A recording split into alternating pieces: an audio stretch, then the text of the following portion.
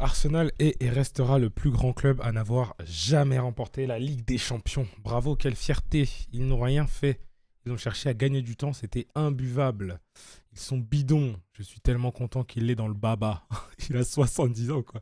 S'ils veulent la gagner un jour, qu'ils se mettent à jouer au football. C'est le bon vieux du gâchis qui nous dit ça, on le connaît pour les anciens. Bon, le tour de l'actu, vous avez compris. Vous savez quoi? Je vais même pas continuer. Je vais pas vous dire bonjour. On va enchaîner tout de suite. Regardez, on continue. Un contre favorable, ce but-là, il s'est dit je vais faire mes rideaux et franchement, moi, devant ma télé, je me suis ennuyé hier. J'ai trouvé cette finale, j'ai trouvé le temps très long.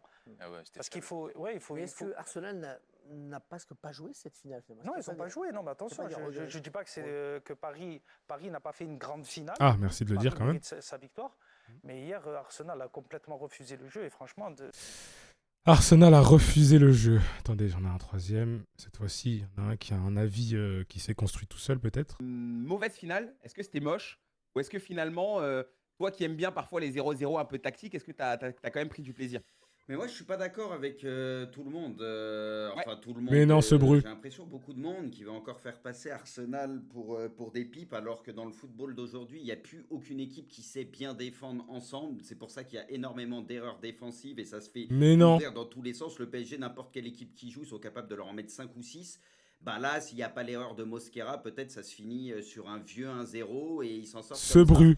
Donc moi, contre toute attente. Parce qu'à chaque fois, je dis les défenses sont catastrophiques. Je veux bien. Bon, bref, on va pas se taper 3 minutes. Donc défendre, ça fait partie du foot alors? Non, parce que t'as l'impression que si t'as pas une défense à chier et que tu prends pas 50 buts, mais que si tu sais bien défendre, tu sais pas jouer au foot, t'as l'impression. Arsenal a refusé le jeu.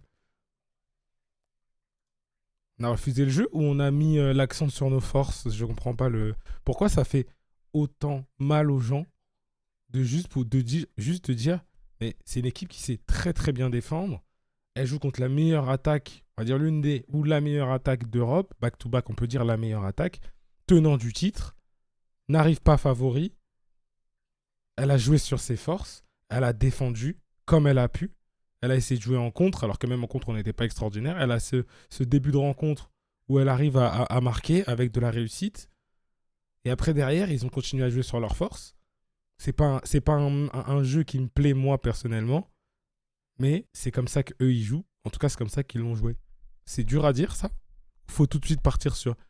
Ils sont bidons. Ils ont refusé le jeu. Vous croyez qu'on... Bref, bon. Le tour d'actu. Je savais que si j'en sortais pas là aujourd'hui ou demain, vous allez commencer à recevoir des messages. Donc je me suis dit, allez, petit tour d'actu. On s'abonne, on like comme d'hab. Petite intro, on est parti.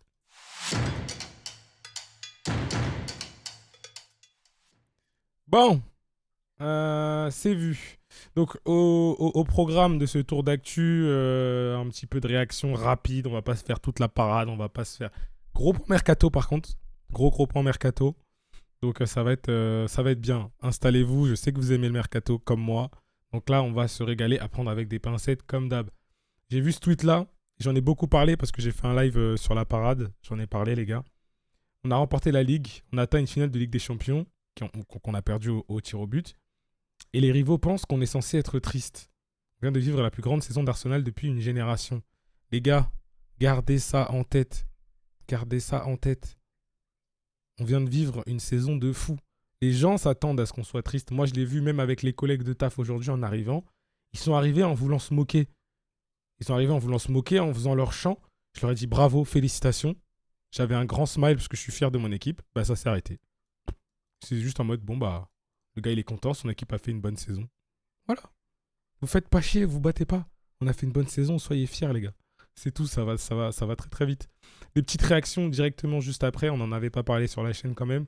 Declan Rice qui est parti s'exprimer en disant bah, justement Eze et Gabriel qui ont raté leur péno.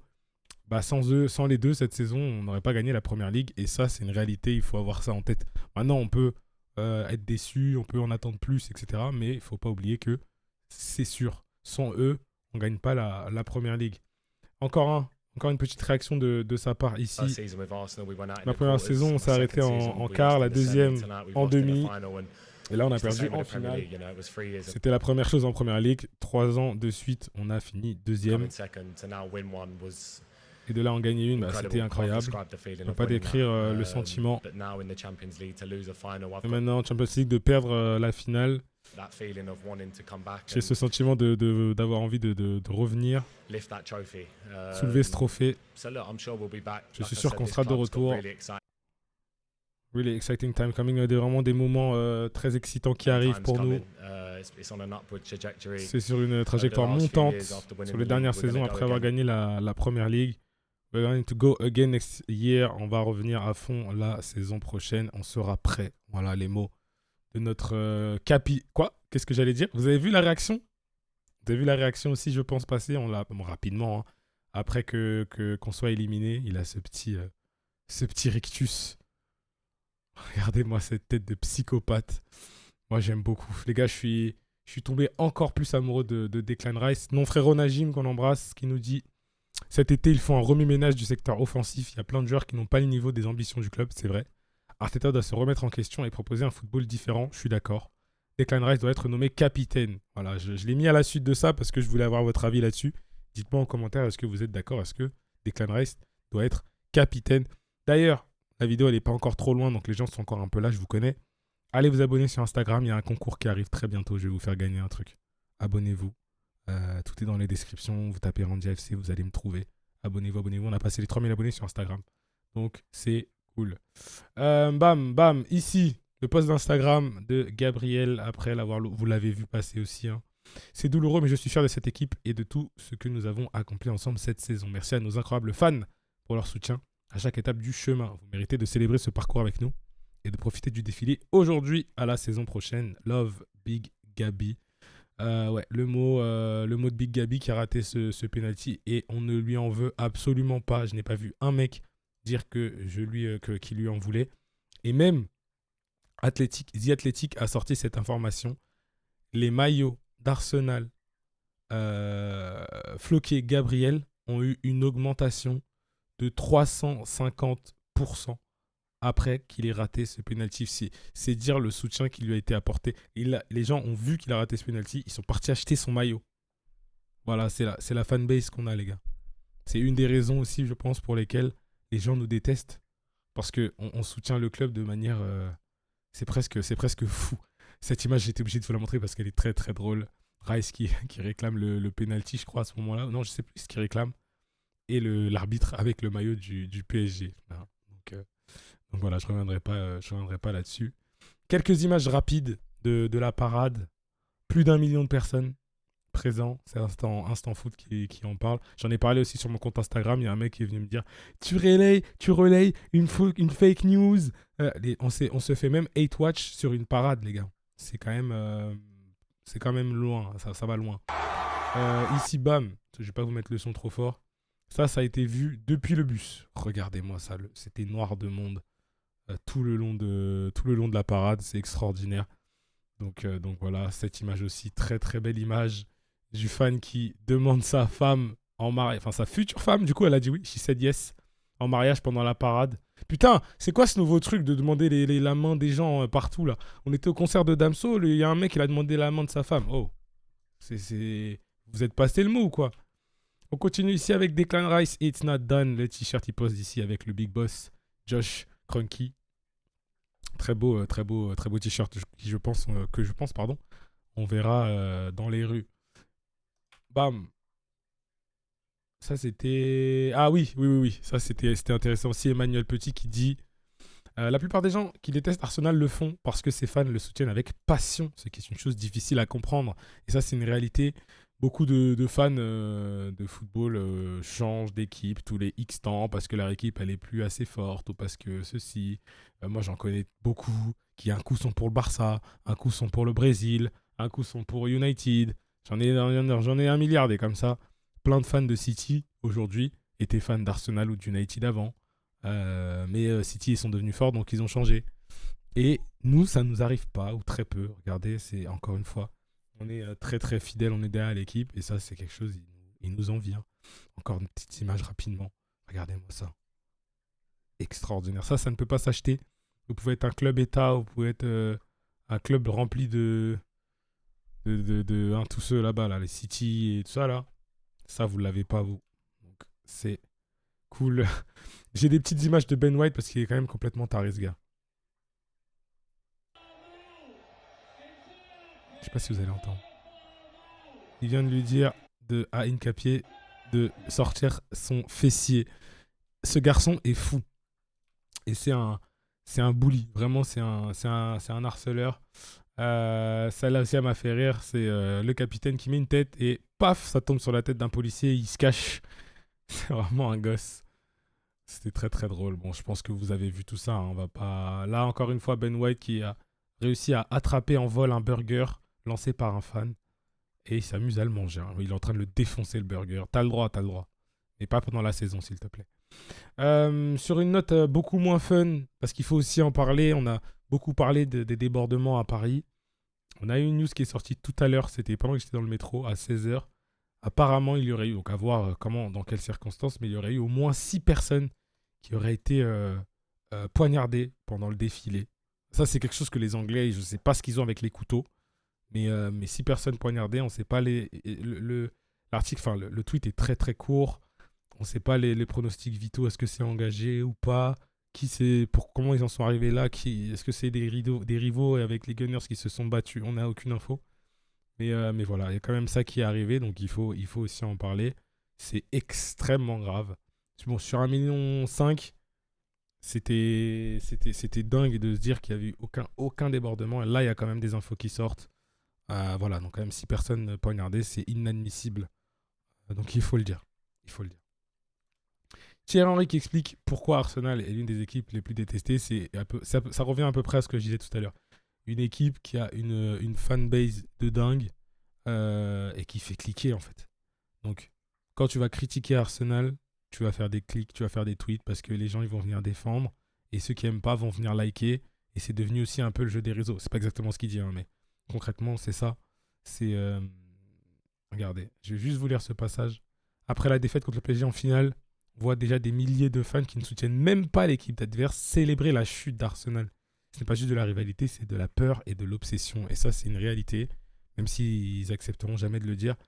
Et moi, quand je vois tous les fans, par exemple, de Chelsea, qui ont passé une saison entière à être contre nous, parce que leur équipe ne leur procure aucune émotion, c'est triste, mais c'est vrai, ça devient de l'obsession. C'est comme les Parisiens qui, dès qu'ils gagnent leur titre, ils parlent de Mbappé, parce qu'ils sont obsédés par lui. Même s'ils vont te faire genre, non, mais on s'en fout de lui. Ouais, mais dès que tu fais un truc, un accomplissement, Mbappé. Parce que t'es obsédé, malheureusement. La Team of the Season en Ligue des Champions avec Rice qui est là, Gabriel qui est là et David Raya. Pourtant, on m'avait juré sur l'équipe que David Raya était top 10, top 20 monde. Pourtant, voilà, il fait partie de l'équipe de la saison. Saliba n'est pas là. Marquinhos choisit devant lui. Bon, je ne parlerai pas de tout le reste parce qu'on a clairement eu des lacunes devant, mais quand même, ces 4 joueurs-là, ça m'étonne qu'ils soient pas... en tout cas, que Saliba ne fasse pas partie de cette équipe. Peu importe. Petite info pêle-mêle, rapide, des discussions qui ont lieu pour une prolongation du sponsoring Emirates jusqu'à au moins 2028, voire plus. Voilà, c'est rapide, mais j'en parle aussi. Ça aussi, assez rapidement. Le transfer of the season, on l'avait évoqué avec un Gyökeres qui avait été... Oula, attendez, il faut pas que je monte du foot. La dernière vidéo, elle s'est fait ban. C'est Séné Lamens de Manchester United qui a obtenu le truc. Donc voilà, je sais pas à quel point il a été bon, j'ai pas suivi, mais j'ai juste remarqué que beaucoup moins de fans de United se plaignaient de lui, de leur gardien qu'avant. Donc je pense qu'il a fait une bonne saison. Une note inquiète par contre, William Saliba, qui pourrait être absent plusieurs semaines suite à une blessure qu'il traîne depuis un moment. En fait, il était déjà diminué lors de la finale en Ligue des Champions contre le PSG, mais il y a quand même Dédé qui nous a dit il est là, tout va bien. Donc on va attendre de voir comment ça évolue du côté de William Saliba. J'aimerais pas qu'il se pète pendant la CDM et qu'on le retrouve nous après en août abîmé. On a besoin de toi mon grand. Arteta qui disait pour enquiller sur tout doucement le mercato, on n'oublie pas de s'abonner, de liker, je compte sur vous les gars, on atteint bientôt les 10 000 abonnés. Abonnez-vous. Merde. Qui a dit nous commencerons à prendre des décisions importantes si nous voulons atteindre un autre niveau. Ça va exiger d'être très ambitieux, blablabla. Ce qui est intéressant surtout, c'est qu'il a dit juste après le le match, il a dit « Je vais passer un peu de temps avec ma famille et ensuite, je vais commencer à prendre de grosses décisions. » Donc ça va bouger au niveau du mercato. Arsenal est dans une position financière solide cet été et pourrait même dépasser le budget transfert de l'année dernière sans aucun problème. Le club cible un deuxième attaquant, un ailier gauche, un 6, un 8, un arrière droit d'après David Ornstein, qu'on connaît comme très très fiable dans les insiders, on va dire. Fabrizio Romano qui confirme que cet été, on va être très très occupé, busy, comme il l'a dit. Qu'un striker, que l'ailier, pardon, c'est une priorité absolue. Qu'un striker, donc un attaquant, c'est aussi possible. Le milieu et le latéral droit. Donc ça confirme un petit peu ce qu'on nous a dit juste avant. Tac, tac, tac. Et après, le reste, ça va un peu dans ce sens-là. Martinelli, Trossard, Nwaneri sont à vendre, d'après Sam Wallace. Vrai, faux, on ne sait pas, mais en tout cas, c'est une des infos qui est sortie. Martinelli, Trossard, ça ne me choque pas. Nwaneri, ça me choque déjà un peu plus, sachant qu'on en avait parlé. Como est l'une des équipes qui est le plus intéressée pour un prêt. Donc moi, je préférais qu'on le garde et qu'on le fasse partir en prêt plutôt qu'on le bazarde. Bayern Munich, Paris Saint-Germain aurait posé des questions sur Gabriel Martinelli. Apparemment, d'après Graham Bailey. L'Atlético Madrid aussi sont des admirateurs du joueur. Forcément, si tu pars sur un joueur comme ça, c'est pour l'avoir en sortie de banc. Ça peut être intéressant dans un autre championnat. Nous, chez nous, en tout cas, avec les ambitions qu'on a, voilà, il est trop limité. Mais ça ne me choque pas. En Bundes, ça ne me choquerait pas. En Ligue 1, ça ne me choquerait pas non plus. Donc, à voir. Ça, il faut revenir dessus parce que j'ai sorti ma vidéo. 1 heure après, il y avait la news qui venait contredire un petit peu ça. Donc j'étais content de voir ça passer et de pouvoir venir rectifier. Arsenal demanderait non pas 5 millions pour Gabriel Jesus, mais jusqu'à 20 millions. Donc moi, c'est ce que j'avais demandé. J'avais dit, les gars, même pas un petit 15-20 millions, c'est ce qui est demandé par Arsenal. Donc il est en contrat jusqu'en juin 2027, mais voilà, on va pas non plus le vendre gratuit. Enfin, il va pas partir gratuit, quoi. Au moins un petit 20 millions. Como, je le disais juste avant, fait partie des clubs qui poussent très très fort pour avoir Ethan Nwaneri. Alors, je ne sais pas si c'est en prêt, mais en tout cas, ils sont prêts à discuter d'une variété de deals un peu différents. Il y a Newcastle, il y a Villa, il y a Everton qui sont aussi intéressés par lui. Moi, j'ai vraiment pas envie qu'on le perde, honnêtement. Il y a encore beaucoup à prouver, mais ce serait dommage, je pense. La Juventus, qui apparemment, d'après Fichares, donc Fichares en termes de fiabilité, les gars, c'est très compliqué, je crois, de mémoire. Mais la Juve qui préparait en sous-marin, un plan pour signer Calafiori cet été. Bon, ça m'étonnerait, mais on va surveiller ça aussi de très très près, mesdames et messieurs. Le Real Madrid aussi, d'après BBC Sport, qui montre un intérêt un peu grandissant pour Declan Rice. Declan Rice, il est intransférable. C'est notre capitaine la saison prochaine, je pense. Et en plus, il s'entend pas bien avec votre comment il s'appelle là, le mec qui célèbre avec les bras ouverts là, Bellingham. Donc non, il va pas bouger, croyez-moi. J'ai vu ça passer, je voulais en parler plus pour avoir votre avis. Le Marco Carnesecchi, je sais pas comment ça se dit, l'italien, on serait en train de considérer un move sur lui. 24 ans pour 40 millions. On sait que Raya arrive tout doucement vers les 30. Après, un bon gardien, ça peut jouer très très longtemps. Donc, est-ce qu'on va vraiment aller vers lui ou pas, sachant que Kepa, on sait qu'on ne le gardera pas. C'est pas assez fort Kepa derrière. Moi, je suis intéressé. Si les rumeurs que j'ai vues, enfin, les bruits que j'ai vus, c'est que c'est un bon gardien en devenir. C'est bien, je trouve, de partir sur plutôt un plus jeune gardien qui a du potentiel et c'est ce que j'ai l'impression de voir. Dites-moi, pour ceux qui suivent un peu la Serie A, j'ai pas suivi du tout, moi. Il n'y avait pas les chaînes de toute façon. Qu'est-ce que vous en pensez de lui? Et corrigez-moi dans les commentaires aussi sur la prononciation, s'il vous plaît. On continue. Nico Williams, moi j'en veux pas. Mais voilà, d'après, je sais pas qui, j'ai oublié de voir, j'ai pas vu d'autres personnes en parler. Mais apparemment, à tes souhaits, apparemment, on s'intéresserait à Nico Williams. Parce que lui, il est de plus en plus frustré là-bas avec son contrat qui va jusqu'en 2057. J'étais plus intéressé par lui il y a quelques temps. Là, je ne sais pas ce que ça vaut là-bas. Donc, dites-moi dans les commentaires ceux qui ont suivi. Mais j'ai l'impression que c'est un peu en train d'être un pétard mouillé, ce jeune garçon. On sait qu'Arsenal veut également signer un milieu de terrain cet été. Parmi les cibles, target, Matheus Fernandes, on en a déjà parlé. Moi, je suis très intéressé par Matheus Fernandes. Il y a Sandro Tonali aussi. Je crois qu'il y en a pas mal d'entre vous qui aiment bien Tonali. Et il y a Boadi, très jeune aussi, 18 ans. Ayoub Boadi, j'ai pas suivi, mais on sait que c'est un jeune avec énormément de potentiel. Lewis Kelly va aussi très probablement step up et avoir beaucoup plus de temps de jeu au milieu. Et ce sera mérité. Je veux le voir beaucoup plus. Donc, à voir sur quel type de profil on partirait. Moi, celui qui m'a le plus bluffé parce que je l'ai vraiment, vraiment plus observé, c'est Matheus Fernandez. Après Tonali, je sais qu'il y a beaucoup d'admirateurs. Mais je crois que... Non, c'est Livramento qui se blesse beaucoup ou c'est Tonali? Corrigez-moi, les gars, s'il vous plaît, dans les commentaires. Et Boadi, c'est jeune, mais c'est intéressant aussi. Loukeba. Et j'ai vu passer Loukeba aussi comme une cible potentielle en tant que défenseur. Et les premiers retours, c'est que c'est bon. Mais il est jeune, 23 ans. C'est bon, gros potentiel, mais pas encore totalement formé. Après, c'est jeune. Pourquoi pas un petit Frenchie, moi je dis pas non. Le peu que j'ai entendu de lui, à chaque fois, c'était plutôt élogieux. Peut-être des petits soucis de placement, j'ai cru voir ça passer, ou de concentration, pas concentration, mais placement plutôt, ou d'anticipation. Il a 23 ans, donc pas de panique. Dani Olmo, aussi, surveillé par Arsenal, et là, pour le coup, j'ai vu beaucoup plus de monde. Bah voilà, premier commentaire ici, no please. J'ai vu beaucoup de gens être en mode flemme. J'ai pas trop d'avis sur Dani Olmo. Pareil, je le mets pour plus savoir le vôtre. Mais j'ai l'impression que c'est beaucoup moins intéressant qu'il y a quelques temps, Dani Olmo. Donc voilà, je voulais quand même le mentionner pour l'ajouter à notre liste de joueurs qu'on va surveiller cet été. Alors celui-là, il va faire beaucoup parler. Hein. Léao, il a dit « Je veux partir de l'AC Milan ». L'AC Milan, ils en attendent 50-60 millions d'euros. Et là, j'ai vu beaucoup de gens dire « À ce prix-là, il faut partir dessus ». Moi, Léao, j'aime pas. Il y a trop de si. Si il se met à défendre. Si il est moins têtu. Si... il y a beaucoup de si. Et c'est ça qui me fait peur. Et puis, je crois qu'il est pas...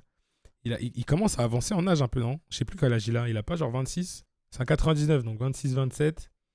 Donc, il est pas vieux, mais est-ce qu'il va changer sur les choses pour lesquelles on peut on peut lui taper sur les doigts? Et ça, j'ai un peu peur de ça. Alors là, ça aussi, j'en ai parlé sur Instagram, les gars. En fait, Instagram, ça me permet de vous parler des petites news rapides tout au long de la journée. Donc vraiment, allez vous abonner. On serait intéressé par Rashford. Rashford, j'en ai parlé avec mon frère Nelson, qui regardera probablement pas cette vidéo. Lui, il est très très chaud pour Rashford parce qu'il va pas coûter très très cher. Il le voit en sortie de banc pour un peu une dernière danse. Ça reste meilleur que Martinelli, ça c'est sûr. Mais c'est plus sur le déclin que voilà, les meilleures années de Rashford, elles sont derrière lui. Si tu le prends pas cher, pourquoi pas, mais vraiment en second couteau. Moi, je veux pas qu'on me dise on a pris Rashford, c'est bon, on a notre ailier. Non, arrêtez vos conneries. Et on va finir avec ça. On va finir avec lui. Ça va être l'attraction aussi de cet été. Est-ce qu'il va partir ou pas? Je ne sais pas, mais apparemment, le PSG se positionne sur Eli Junior croupi. Parce que ça a ralenti autour d'Alvarez. Pourquoi je vous dis ça? Pas pour parler du PSG, j'ai rien à faire du PSG, mais parce qu'ils se mettent dans la danse. Il y a Arsenal, c'est pas d'après Fabrizio Romano. Hein. Il y a Arsenal, il y a le PSG, il y a le Bayern, il y a City. Toutes ces équipes et bien d'autres ont appelé Bournemouth récemment pour s'informer sur le jeune français. Ils attendent tous que Bournemouth fixe un prix pour le jeune joueur. Où est-ce qu'il va aller? Je ne sais pas. Est-ce qu'il va partir? Je ne sais pas. Pour lui, il devrait rester à Bournemouth. Si lui, il est logique dans sa progression. Lorient en Ligue 2, meilleur buteur. Il arrive à Bournemouth. Il fait une très très bonne deuxième partie de saison. Il met 13 buts ou 14 buts. Là, tu refais une saison, tu confirmes et après, tu pars en légende, enfin en roi, tu vois. Là, pour moi, il y a un risque. S'il va dans tous les clubs qu'on a cités, c'est que ce soit peut-être un petit chouïa trop tôt. Maintenant, si tu me dis qu'on le signe demain, je signe les yeux fermés. On est tous, je pense, d'accord là-dessus. Voilà pour le tour d'actualité, mesdames et messieurs. Je vais m'arrêter là comme d'habitude. N'oubliez pas le j'aime, le commentaire et je vous dis à la prochaine pour de nouvelles aventures. Peace.